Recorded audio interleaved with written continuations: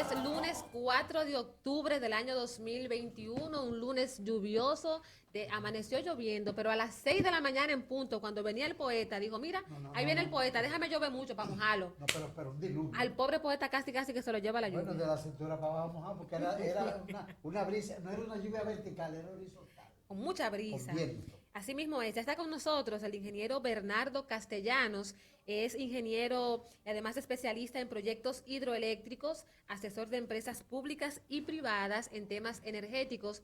Con nosotros, don Bernardo, está el profesor William Capellán, está nuestra directora de prensa de Telecentro Canal 13, Yudelki Guerrero, está nuestro queridísimo Michael Miguel Holguín, un hombre que admiramos y respetamos muchísimo, dice él que es el número 1, y aquí Patricia Pérez Díaz. Qué bueno que usted está aquí tempranito con nosotros. Un abrazo.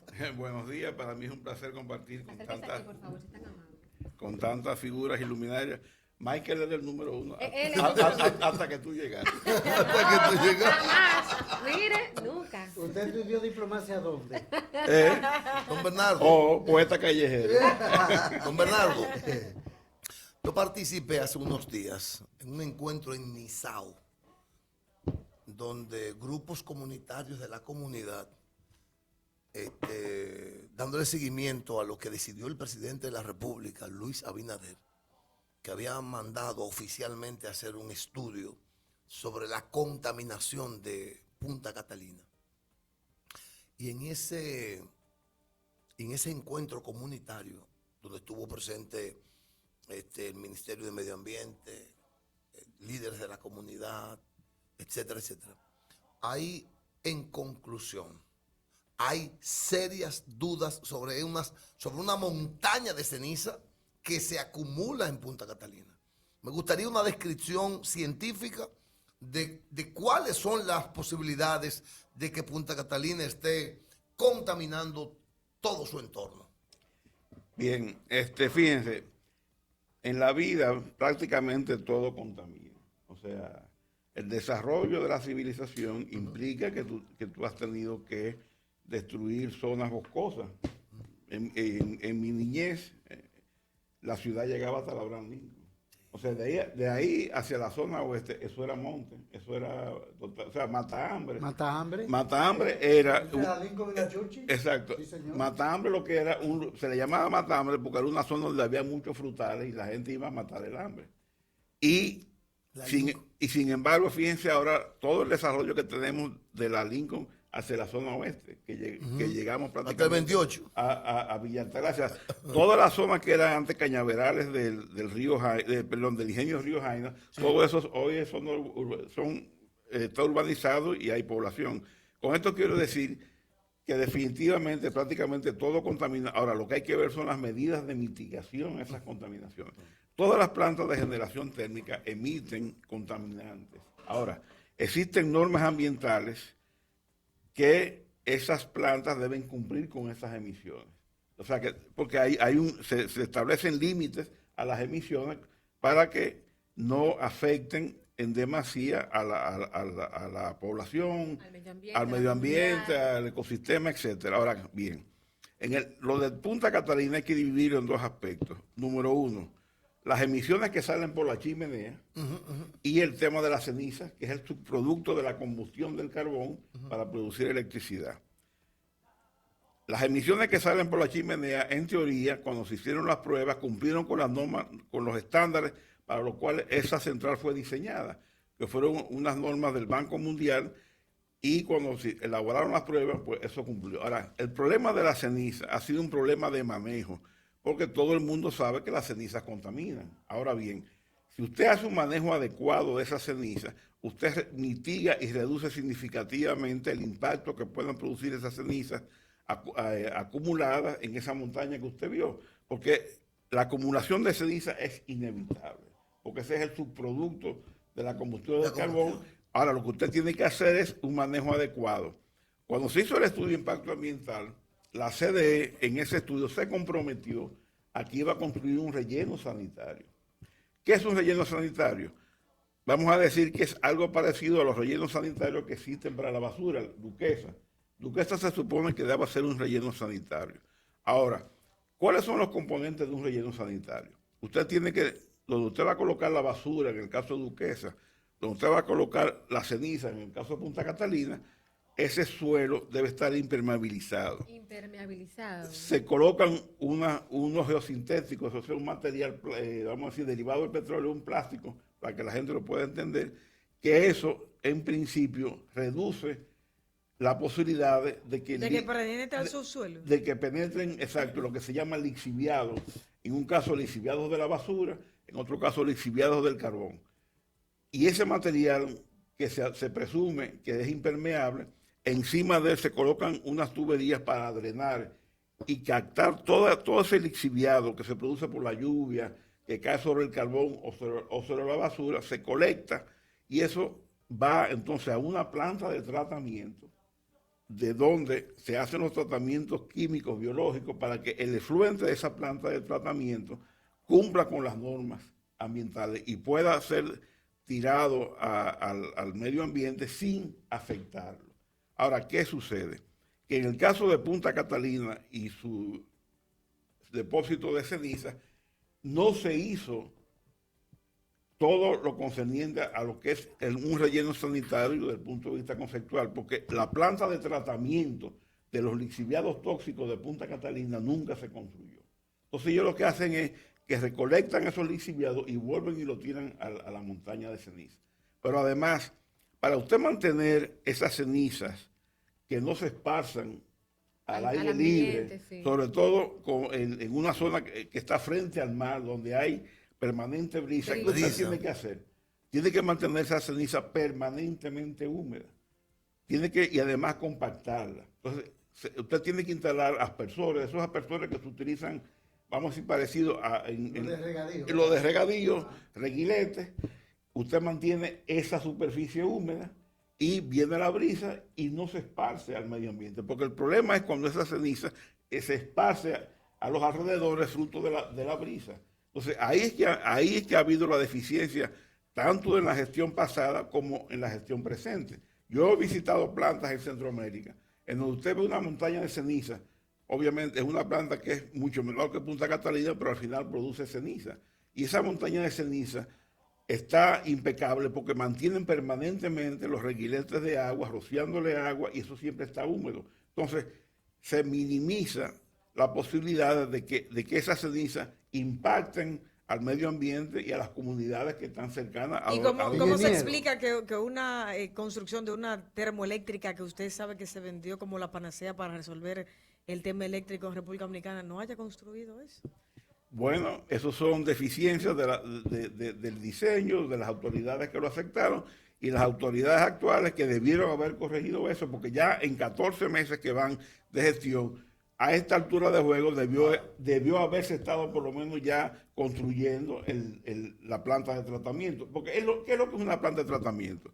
Usted coge en las ciudades todo el agua negra, que es fruto de los baños, del agua, el agua industrial de servicio, eso se colecta y eso va a un lugar donde se trata químicamente y esa agua entonces vuelve y se tira ya sea a los ríos o se tira al ambiente y no contamina. ¿Esa planta de tratamiento estaba en el presupuesto normal del proyecto? Bueno, ¿O fue una necesidad que llegó? No, bueno, fíjate lo que pasa. Cuando un desarrollador, un promotor de un proyecto, cualquiera que sea, va a hacer un proyecto, primero tiene que conseguir una licencia ambiental. Claro. Para conseguir la licencia ambiental, el promotor presenta a la autoridad de medio ambiente un estudio de impacto ambiental. ¿Cuál es el objetivo del estudio de impacto ambiental? Identificar los potenciales daños al medio ambiente y plantear las mitigaciones a esos daños. Y el compromiso que hace el promotor frente a la autoridad ambiental y frente al país para la mitigación de esos potenciales efectos negativos al ambiente. En ese estudio de impacto ambiental, la sede se comprometió a instalar un relleno sanitario. Entonces, el relleno sanitario incluye la planta de tratamiento. Ahora, si eso está o no está en el presupuesto de construcción, yo no lo sé. Ahora, era el compromiso de la CDE que eso se construyera, porque ese fue el compromiso frente a la sociedad y a la autoridad ambiental, y además está contemplado en la licencia ambiental que emitió la autoridad. Entonces, si no se ha construido, es un fallo de la CDE y en cierto sentido es un fallo del Ministerio del Medio Ambiente que no ha exigido que eso se construya. Claro. Y la ausencia de ese relleno sanitario, de ese planta de tratamiento y el mal manejo de la ceniza es lo que ha provocado todo este escarceo de la población con razón, que se siente afectada, que alegan que tienen problemas De salud. que hay afectaciones en los cultivos. Es una planta que yo visité en Guatemala antes de la pandemia. Ojalá ustedes vean el verdor que hay alrededor de la planta. Lo que significa, y ahí no hay queja de la población. ¿Por qué? Porque hacen un manejo. Se cumplieron Exactamente. El problema es que aquí no se cumplen. Y eso, lamentablemente, puede llevar a este país a una inversión de más de 500 millones de dólares para hacer la conversión de esa planta donde ya se gastaron más de 3.000 millones de dólares. Una cosa Ingeniero, que llora ante la presencia yo de Dios. viendo eso que Michael le plantea y imaginándome una montaña de cenizas, recuerdo aquel famoso Rocash que trajeron a Puerto Rico, que es lo mismo. Bueno, algo- digamos, la ceniza es polvo. Es la misma ceniza que se produce ceniza. en un anafe. El roca es roca de ceniza, es más sólida, pero se produce mucho piedra, se produce mucho menos. En la combustión es más la ceniza que se produce que el rocash. Ahora, esa montaña que ustedes ven, cuando eso alcanza ya su altura de diseño, el mismo estudio de impacto ambiental establece el compromiso de la CDE que eso se va a recubrir con otro geosintético impermeable y sobre ese geosintético se colocará vegetación y ya cuando eso esté, eso se llama remediación. Una remediación ambiental. Exacto, ya eso usted no va a saber que ahí hubo ceniza. Pero yo quiero preguntarle otra cosa con relación a eso, porque hay que buscar alternativas para mitigar ese daño y al mismo tiempo, entiendo yo, sacarle ventaja a ese subproducto o a ese desecho. No se puede emplear ese material para, por ejemplo, fabricar blocks. Ese material tiene O para fabricar cemento. No, ese material tiene 1 millón de aplicaciones. O sea, desde, por ejemplo, ustedes ven los paneles de Chisrock que se usan mucho ahora. De Chirrol, sí. Eso, la ceniza se utiliza para fabricar esos paneles. Se utiliza en el cemento. Ajá. Y ya cuando usted lo utiliza en cemento, lo puede utilizar para bloques, construcciones de casas. para cualquier obra de hormigón.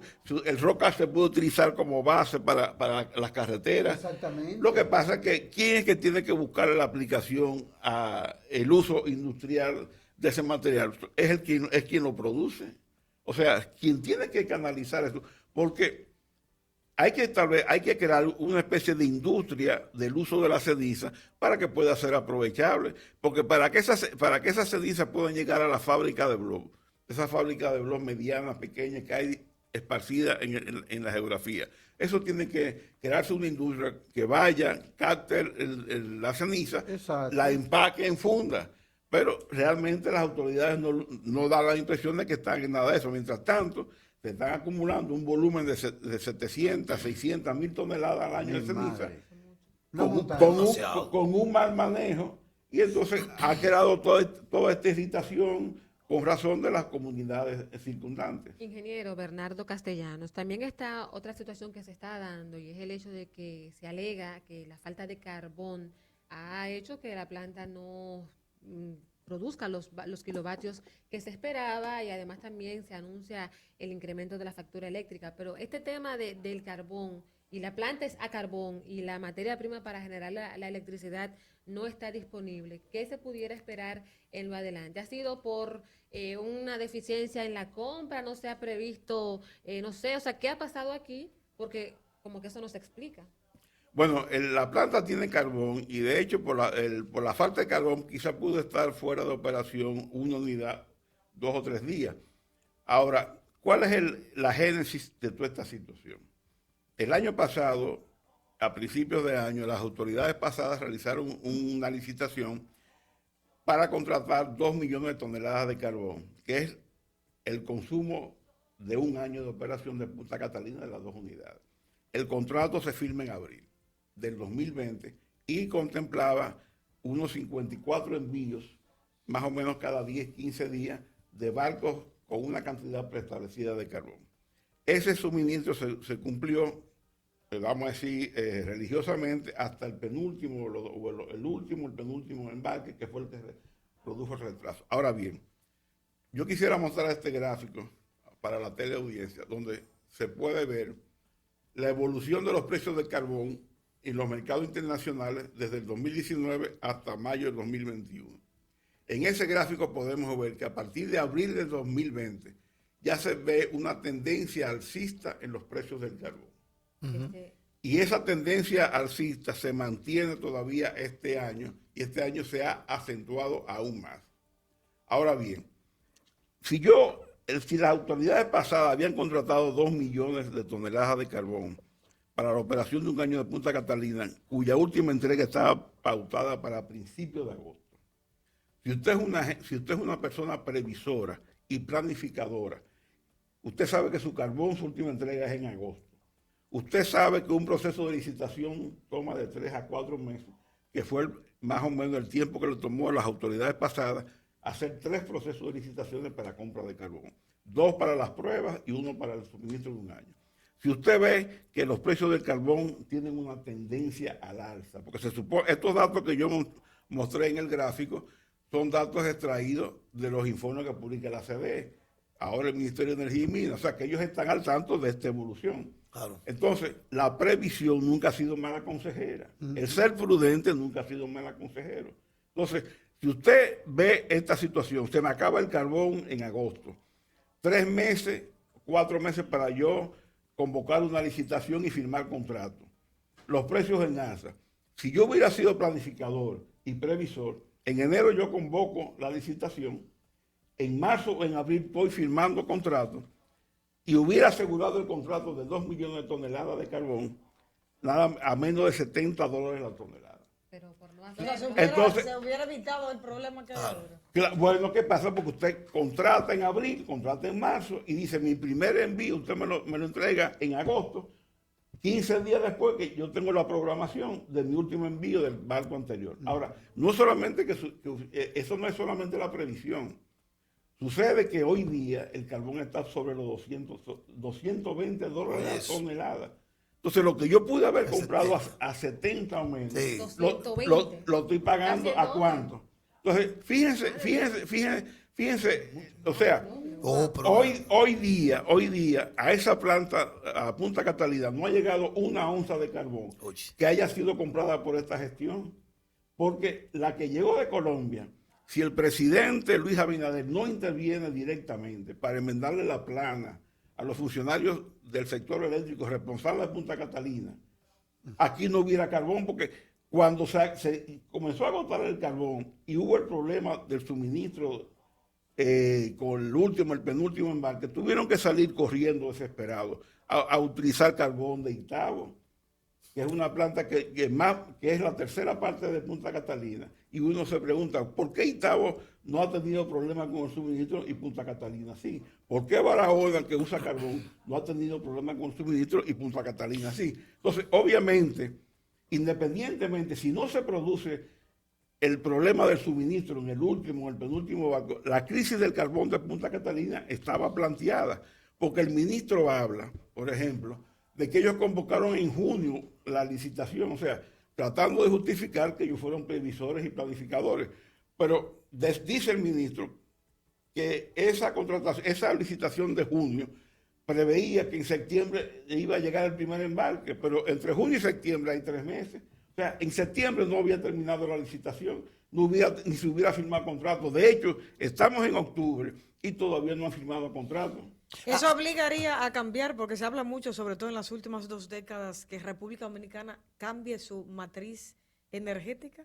¿Punta Catalina ha llevado a ese planteamiento? Bueno, eso es lo que demandan los ecologistas y la comunidad organizada, pero realmente, o sea, en caso de que eso se decida, y eso ya va a ser una decisión del presidente, eso es un proceso que tomará, entre el momento que se tome la decisión, porque hay que hacer estudios. Me imagino que el presidente pedirá este estudio ambiental que se está haciendo es parte de eso. A partir de ahí se verán las consecuencias que tiene hoy en día todas esas emisiones de Punta Catalina y el manejo irresponsable de la ceniza sobre las comunidades. Tanto padre. Y entonces se hará una evaluación económica de la viabilidad de eso. Entonces, eso tomará, Ingeniero, desde hoy, Pero eso es una 5 barbaridad. o 6 años, 5 o 6 Es una años. barbaridad porque entonces, ¿por qué desde un principio no se hizo la construcción en base a gas?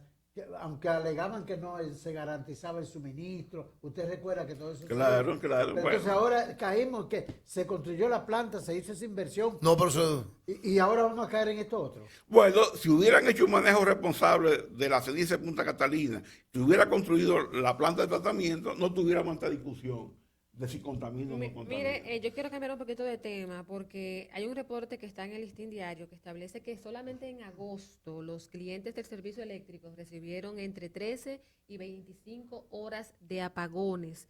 Y voy a permitirme, o sea, establece que la que registra mayor cantidad de interrupciones es la empresa distribuidora de electricidad de Este, con un promedio de 25.34. También le sigue Edenorte con 21.77 horas y finalmente Edesur con 15.23 horas durante el mes de agosto. Esta situación, usted sabe que todos estos calores que hay, pero mucha gente paga su luz. O sea, no merecemos los dominicanos una explicación de qué está pasando si se supone que al presidente Luis Abinader recibió, no sé cómo plantearlo, que no se escuche a chisme, pero recibió, o sea, ya no se escuchaba esta queja de que apagones por aquí, apagones por allá, que hay gente que están quemando goma, digo, porque no hay luz. Pero entonces ahora se está viendo anuncios de protestas porque especialmente en la noche se llevan la energía eléctrica. ¿Qué explicación, según su experiencia, es la que hay para que esté ocurriendo esto actualmente? Bueno, hay una explicación que las dan las cifras oficiales que publica el Ministerio de Energía y Minas. Y usted, por ejemplo, podemos ver aquí, este gráfico analiza los primeros 7 meses de este año en comparación con los primeros 7 meses del año pasado.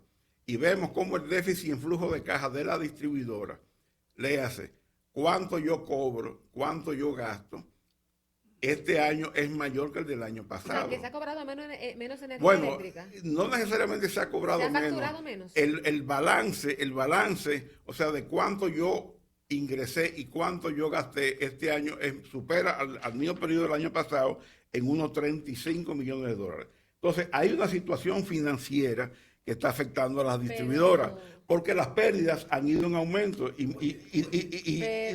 Déjeme enseñarle aquí otro gráfico. Pero ¿cómo que pérdidas? sí. Bueno, mírelo aquí. Pero no hay un sistema establecido, o sea, ¿por qué las pérdidas? Es que eso como que yo no... Bueno, las pérdidas ocurren porque, número uno, porque no se factura toda la energía que se compra. Entonces, si usted no factura, usted no genera un compromiso de pago usted no puede cobrarle a la gente. Entonces, ahora mismo el 35% de la energía... O sea, todavía la cobranza sigue... No es un problema de cobranza, es un eso le iba a problema preguntar. de facturación. Ok, ahora sí. Porque las distribuidoras, en sentido general, en cualquier gestión, cobran entre un 96 y un 98% de lo que facturan. Ahora, si usted no factura, usted no puede cobrar. Si usted va a un colmado y echa un fiado y usted no firma un papel, no se registró el fiado. Entonces lo mismo pasa con la energía. Si usted consume energía y esa energía usted no la paga por adelantado como en los celulares, usted hace un prepago y paga, o si usted paga después que consume, entonces genera una factura. Entonces, pero si a usted no le facturan el consumo, a usted no le pueden cobrar. Entonces ese es el problema mayor de la distribuidora, que el 35% de la energía que ellos compran a los generadores no la facturan. Entonces, si no facturan, no pueden cobrar. Yo quisiera... Es a los generadores. Bueno, porque la energía se le compra a los generadores, que son las que lo producen. Pero la gente, hay más de 1 millón de clientes de la distribuidora que no tienen contadores. Y es una responsabilidad de la distribuidora. Entonces, si la distribuidora no hace su gestión de instalar contadores a la gente para medirle, entonces, ¿cómo pretenden que la gente Pero pague? un Estado, el Estado dominicano, no le puede decir a este país hoy que Punta Catalina no le va a hacer el aporte que se le dijo. O sea, desde el mismo comienzo de Punta Catalina nos dimos cuenta que la manipulación ha sido algo terrible. Odebrecht, esa empresa concluyó satisfactoriamente la construcción de Punta Catalina. O sea, la entregó como bien decía el contrato? Le pregunto para que usted me responda técnicamente. Bueno, según la CDE, sí, porque yo no puedo decir una cosa y otra porque yo no participé en la No, de comisión. acuerdo. Pero ahora, CDE, la gestión pasada, en septiembre, octubre del 2019, recibió la primera unidad y le hizo lo que se llama una recepción provisional. Y luego en el 24 de abril, coincidencialmente del 2020, recibió la segunda unidad. Y en el documento que se firmó por la sede dice textualmente que el contratista, el consorcio que es Odebrecht de Limón Estrella, cumplió a cabalidad con todas las especificaciones técnicas del contrato y ellos recibían la central a satisfacción. Ahora, lo que pasa con Punta Catalina, que es lo que pasa mucho con muchas obras en los gobiernos, es que se le crea una expectativa exagerada a la población. Y esas expectativas, obviamente la realidad viene y se impone. Punta Catalina, en términos de generación de energía, ha estado produciendo lo que se esperaba que produjera. Ahora, la maravilla que se vendió de que se iban a acabar los apagones, de que la tarifa eléctrica iba a bajar, etcétera, todo eso eran sobredimensionamiento de Punta Catalina, porque Punta Catalina cuando produce entre el 27, 25 y 30% de la demanda. Ahora, inclusive Punta Catalina le está redituando al gobierno beneficios, porque actualmente todos los ingresos de Punta Catalina, unos 500 millones de dólares al año por venta de energía que se estiman, Hacienda, que tiene una especie de fideicomiso de control de los ingresos y gastos de Punta Catalina, todos los meses está debitando de esos ingresos y transfiriendo al presupuesto de la nación 15 millones de dólares, que son 180 millones de dólares al año, que es el 72% de las ganancias brutas que se estiman en Punta Catalina de unos 250 millones de dólares. El problema es que todavía hay situaciones alrededor de Punta Catalina de mala operación, porque inclusive recuerden que a principios de enero de este año hubo una avería en la unidad 2, que las autoridades no informaron a la población. Un día, un medio de comunicación que se da cuenta de que la central tiene 9 días fuera de operación, indaga, entonces ahí dan una nota de prensa, acusan de que son fallas de construcción, etcétera. Jaime Aristi le sale al paso, Jaime Aristi que no baraja un pleito, y acusa a la autoridad presente de que lo que pasó en enero con la unidad número 2 fue una mala operación, y los emplaza. Y el ministro dijo en ese momento que a finales de enero él iba a rendir un informe pormenorizado a la población sobre Punta Catalina y de lo que había ocurrido con esa falla. Estamos en octubre y el ministro ni ha entregado el informe ni habla más de eso. Lo que entonces, como dice el refrán, el que calla otorga. Entonces da la impresión de que realmente ahí hubo una mala operación. Agradecemos muchísimo, se nos ha agotado el tiempo y de verdad que ha sido, ¿qué le digo? Demasiado interesante su intervención aquí en la opción de la mañana. Yo aún me quedo como con esa... Sí, porque es que como que, Dios mío, o sea, nunca habrá una solución para el tema de los apagones aquí. No de Montegrande ni los otros proyectos. Montegrande es otro elefante blanco que en su momento va a estallar. Más de casi 20 años. Va a estallar. Casi 20 Sí, años. porque con Montegrande pasa lo mismo que con... Se sobredimensionaron las expectativas de Montegrande. ¿De qué gobierno Montegrande? De Hipólito, yo creo. No, Montegrande se firmó, comenzó con Leonel. Pero realmente quien firma el contrato para la presa en sí y la obra arranca su ejecución en el gobierno de Danilo. Pero se han creado unas expectativas muy grandes en la población que no se van a cumplir con el agravante de que el presupuesto original de 250 millones de dólares se acabó. El actual director del INDRI anunció... Yo conozco ingenieros de algunas instituciones que tienen que ver con Monte Grande y me han dicho que eso es un fiasco. Lo que pasa es que el gobierno no lo quiere decir. Y según el director del INDRI actual, Olmedo Cava, dijo el año pasado que para terminar Monte Grande se necesitaba buscar una suma igual a la que ya se ha gastado. Y cuidado, que yo pienso que es mucho más. Hemos conversado con Bernardo Castellanos, es especialista en proyectos hidroeléctricos y asesor de empresas públicas y privadas en temas energéticos. Son las 7:55 minutos. Hasta aquí llega la opción de la mañana en Digital 15, pero yo les voy a dejar con la ayuda de Anthony Montero y de Malquía Tejada. No, Rosa. Ah, bueno. Pues será mañana, si Dios lo permite. Vamos a una breve pausa comercial. Mientras tanto, regresamos en minutos y seguiremos en Independencia 93.3 FM y la señal 3 de Acer. Don Bernardo Castellanos, muchas gracias. Gracias. Estás escuchando La Opción de la Mañana para que el